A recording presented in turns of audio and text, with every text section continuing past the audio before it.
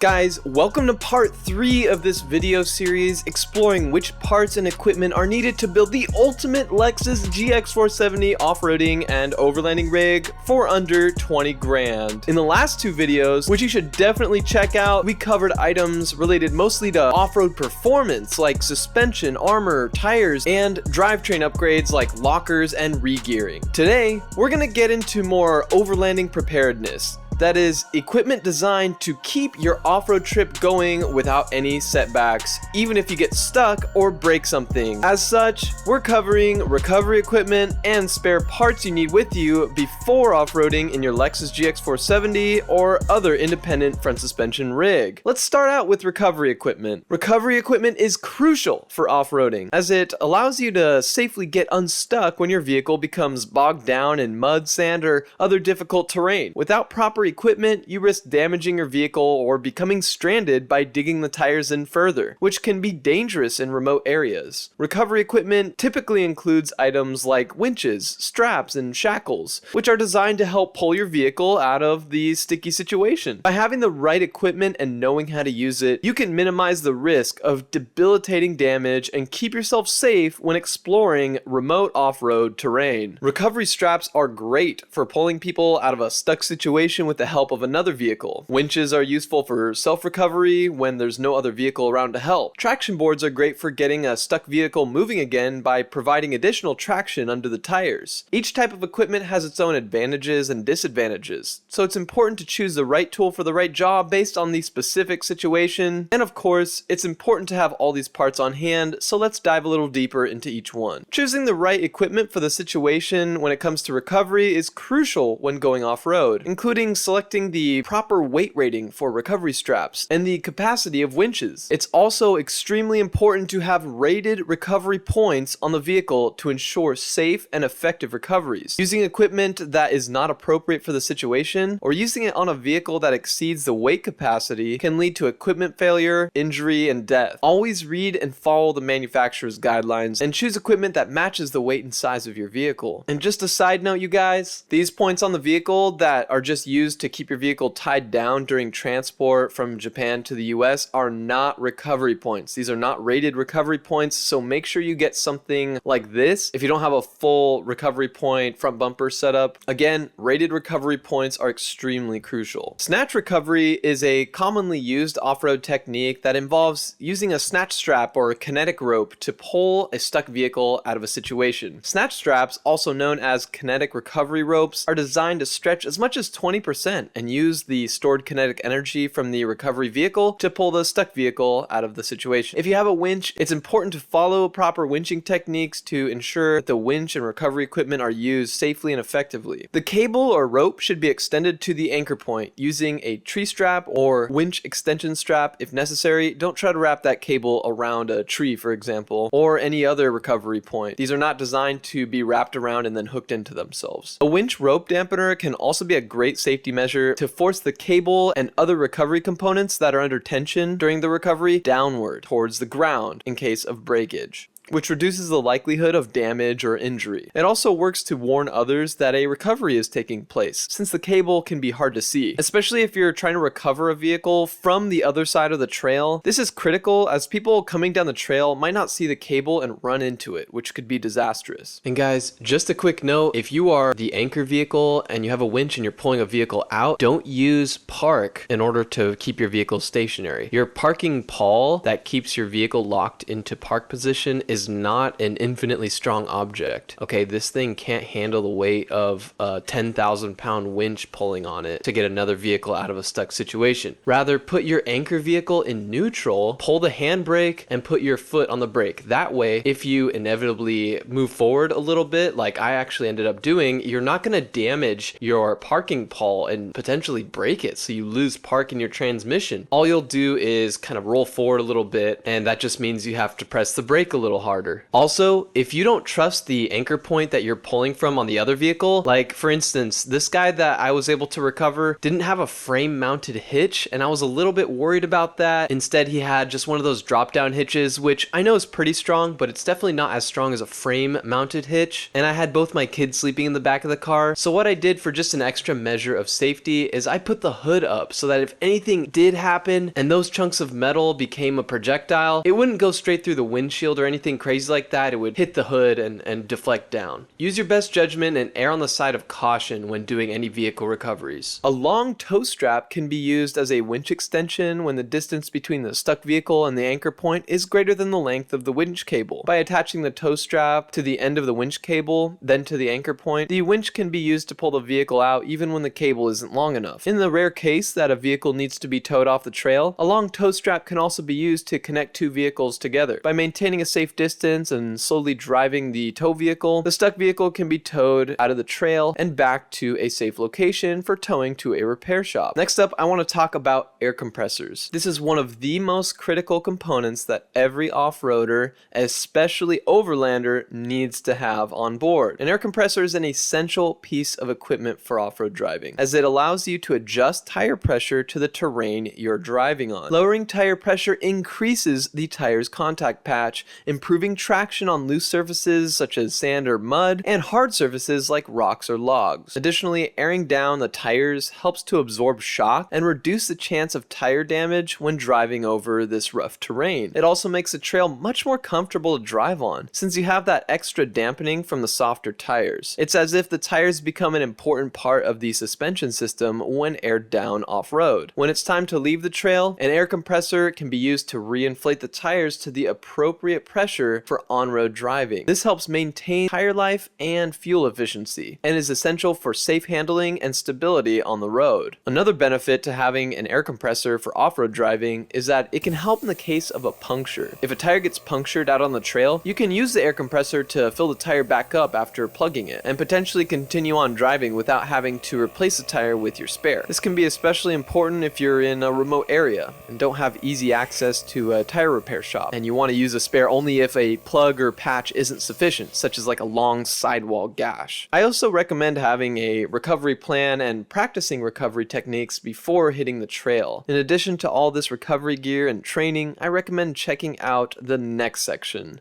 spare parts.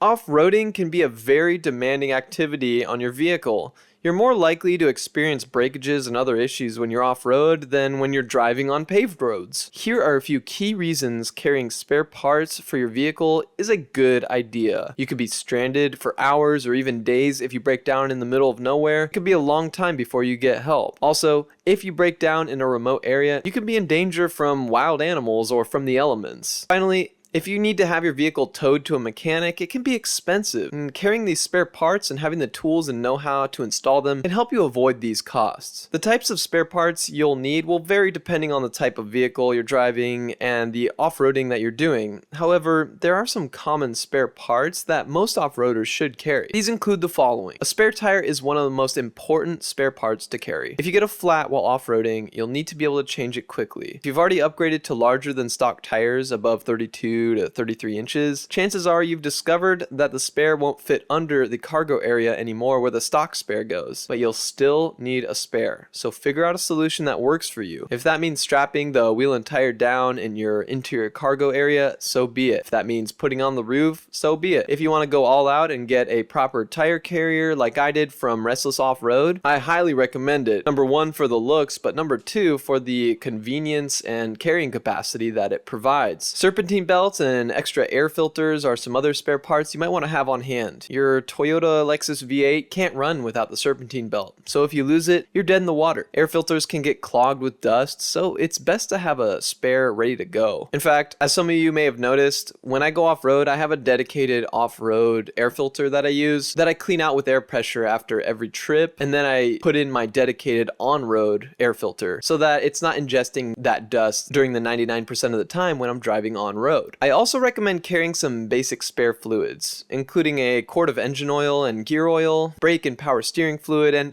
since you need water to survive, bring some extra for your vehicle in case you have a boil over event due to a cooling system issue. This could be caused by something as simple as a bad radiator cap, and as a side note, this is a common failure on the Lexus GX470, so make sure you also just replace that piece with a fresh OEM radiator cap if you don't know the last time it was changed, so you don't risk overheating in the first place. If it's some other kind of issue like a bad fan clutch, having extra water on hand to refill the radiator after it fully cools down can lengthen the amount of time you can travel before turning the engine off and waiting for it to cool. If this does happen and you have to use that drinking water, make sure you get a full cooling system flush and coolant replacement done when you get back to civilization. Drinking water contains minerals that can leave deposits in the cooling system and cause long-term issues. And of course, to top all this off, I need to mention that tools and repair equipment are also extremely important to carry. This includes a tire repair kit, maybe a multi-tool, a socket and wrench kit,